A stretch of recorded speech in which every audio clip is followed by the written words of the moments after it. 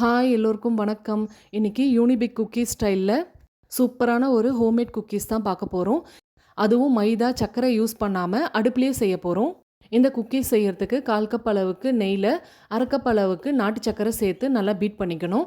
உங்களுக்கு இனிப்பு கம்மியாக வேணும்னா 1/4 கப் அளவுக்கு கூட நாட்டு சர்க்கரை சேர்த்துக்கலாம். அடுத்ததாக இதில் 1/2 கப் அளவுக்கு வெள்ளை சோள மாவு, 1/2 கப் கோதுமை மாவு, 1/4 டீஸ்பூன் அளவுக்கு பேக்கிங் சோடா அதாவது ஆப்ப சோடா, 1/4 டீஸ்பூன் உப்பு சேர்த்து நல்லா கிரம்பிள் பண்ணி விட்டுட்டு கொஞ்சம் கொஞ்சமாக பால் சேர்த்து ரொம்ப திக்காவும் இல்லாமல் தளர இல்லாமல் ஓரளவுக்கு சாஃப்டாக பிணைஞ்சு எடுத்துக்கணும்.